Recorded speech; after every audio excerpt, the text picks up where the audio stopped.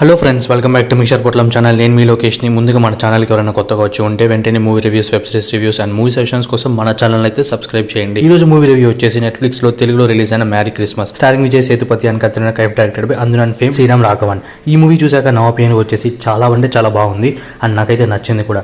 దో first half కాస్త bore కొట్టినా కూడా కొంత పేషెన్స్ తో సెకండ్ హాఫ్ కంప్లీట్ చేస్తే మూవీస్ కంప్లీట్లీ సాటిస్ఫైడ్ అనొచ్చు. And casting wise Vijay Sethupathi and Katrina Kaif first time act చేయడం కాబట్టి మూవీకి ఒక కొత్త ఫ్రెష్నెస్ అయితే కనపడింది. యాక్టింగ్ మన విజయ్ సేతుపతి గారి గురించి చెప్పనక్కర్లేదు. ఎలాంటి సిచ్యువేషన్ అయినా అలా ఈజీగా హ్యాండిల్ చేయగలరు. స్టోరీ విషయానికి వచ్చేసరికి ఇది 1996 కంటే ముందు జరిగిన స్టోరీ. లైక్ బాంబే, ముంబైకి మారక ముందు. సో విజయ్ సేతుపతి వాళ్ళ మదర్ చనిపోయాక దుబాయ్కి వెళ్తాడు. అక్కడ ఒక 7 years తర్వాత మళ్ళీ ముంబైకి క్రిస్మస్ సెలబ్రేషన్ కోసం అయితే వస్తాడు. అక్కడికి వచ్చిన తర్వాత కత్రినా కైఫ్ అయితే కలుస్తాడు. అక్కడ తనకి ఒక కూతురు కూడా ఉంటుంది. సో వీళ్ళిద్దరు కలిసాక అక్కడ ఒక క్రైమ్ ఇన్సిడెంట్ అయితే జరుగుతుంది. సో ఆ క్రైమ్ ఇన్సిడెంట్ ఏంటి అండ్ లాస్ట్ కి ఏమైందని తెలియాలంటే ఈ మూవీ చూడాల్సిందే. Coming to positive points of the మూవీలోకి వెళ్ళిపోతే major highlight of the movie వచ్చేసి వన్స్ క్రైమ్ జరిగాక ఫాస్ట్ స్క్రీన్ ప్లే అండ్ అందులో ట్విస్ట్ ఉండడం వల్ల మూవీ అయితే చాలా ఎంగేజింగ్ గా ఉంటుంది.